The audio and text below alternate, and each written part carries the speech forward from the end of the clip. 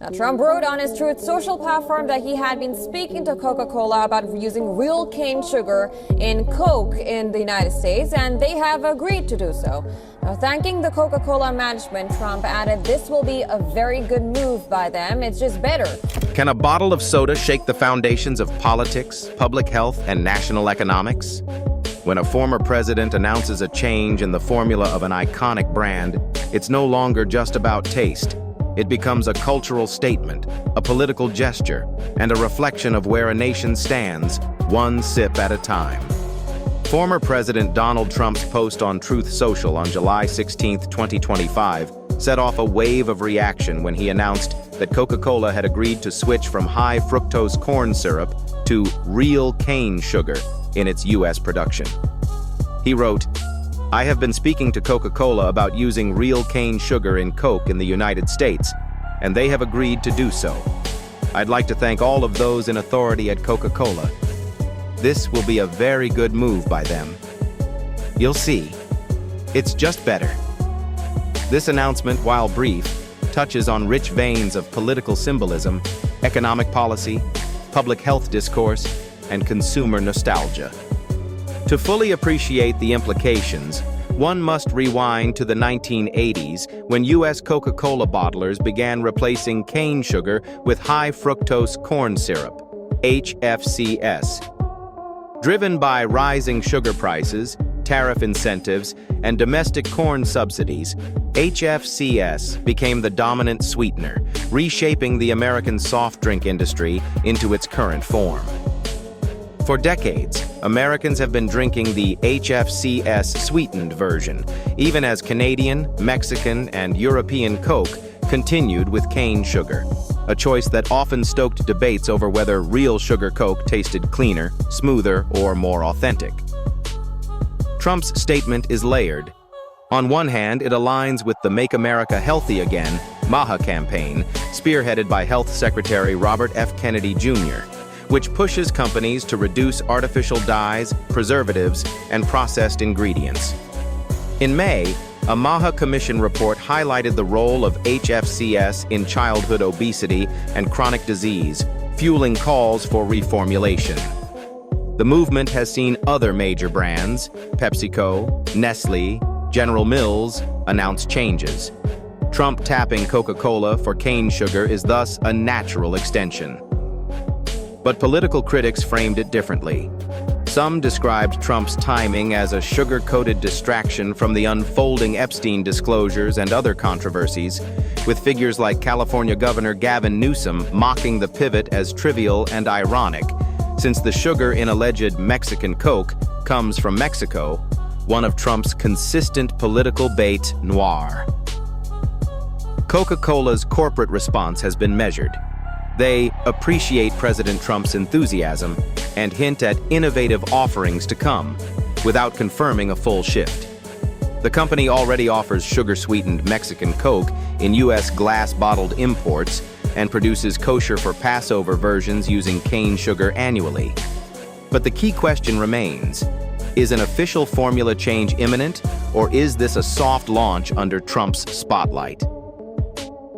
Beyond messaging, the economic consequences are complex. Proponents say cane sugar is more natural, potentially making Coke feel more genuine, appealing to consumers nostalgic for an original recipe taste. HFCS, derived from grains and heavily subsidized, has faced health criticism. Cane sugar, by contrast, echoes a return to simpler ingredients. Yet economists warn the shift could undermine domestic corn growers, jeopardize supply chain logistics, and increase import dependence. America currently grows little cane sugar itself, relying on Florida and Louisiana, and millions of dollars worth of imports from Mexico and Brazil. The Corn Refiners Association called the switch illogical, warning of lost jobs and depressed farm income with no nutritional benefit. Healthcare experts add nuance. Chemically, cane sugar, sucrose, and HFCS share similar compositions, nearly the same blend of glucose and fructose. Some health experts have stated that HFCS criticism is an urban myth, and there's no evidence one is notably worse than the other. From a purely nutritional standpoint, moderation matters far more than the sweetener type. A can of Coke, no matter the sugar, still delivers about 39 grams of added sugar, well above the daily limit suggested by dietitians. Taste, however, is subjective. Many fans of Mexican Coke praise its smoother mouthfeel and glass bottle nostalgia. Consumer taste tests comparing cane versus corn versions have noted differences in crispness or depth. Conversely, some argue Americans have become accustomed to HFCS's profile. The debate is as much cultural as culinary. Even politically, the move is layered. Trump, a well-documented fan of Diet Coke, carries an iconic Diet Coke button in the Oval Office. Yet this initiative concerns sugary soda he rarely drinks. It may signal alignment with Kennedy's Maha agenda, or merely serve as another populist message appealing to real America and reacting to international influence. Cue the Mexican sugar link. Concurrently, Coca-Cola is grappling with broader criticism over health, environment, and corporate practices. It produces vast amounts of plastic packaging and has faced lawsuits and NGO campaigns. A shift to cane sugar may fit a rebranding toward cleaner labeling, though critics note that sugar itself contributes to obesity, diabetes, heart disease, and dental decay, regardless of its origin. The financial markets responded subtly. Coca-Cola stock remained relatively unchanged amid minimal reaction. That suggests investors see little immediate impact on costs or pricing. Replacing HFCS with cane sugar does raise ingredient costs, but Coca-Cola's scale and pricing power may absorb it. Some market watchers also point to possible implications under trade and tariff regimes. U.S. sugar imports are regulated by quotas and tariffs, and sugarcane may fluctuate under global market pressures. If this change is fully enacted, it could mark a watershed moment in U.S. food and beverage manufacturing, a major brand responding to political advocacy and health campaigns by altering its core sweetener. It parallels other dietary reforms, such as removal of artificial dyes and sodas restricted from SNAP benefits. Culturally, it touches on consumer preferences for natural ingredients, nostalgia, and authenticity. Politically, it punctuates Trump's ongoing influence as a former president who campaigns from outside power. The public health narrative gains momentum. Whether cane sugar Coke tastes better or just feels better, the underlying message encourages manufacturers to re-evaluate ingredients. Yet the nutritional shift is modest without addressing broader consumption patterns and added sugar totals. Behind the scenes, Coca-Cola faces operational hurdles. Sourcing reliable cane sugar supplies, modifying supply chains, retooling manufacturing processes, and navigating cost structures. New labeling, marketing, and calibration across thousands of bottling plants would be essential. Would the cane sugar option be premium priced or integrated into the standard product?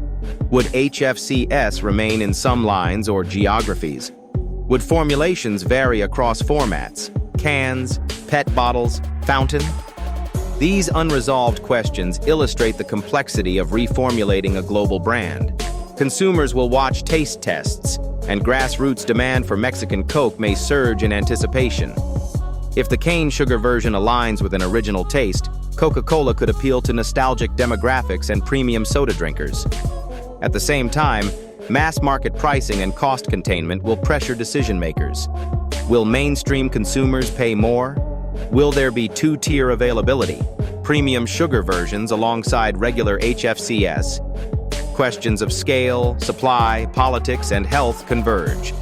Florida's sugarcane industry may see a spike, potentially benefiting growers, though increased imports might offset gains. Corn farmers, meanwhile, may feel economic pressure. Economists suggest a shift in subsidy dynamics.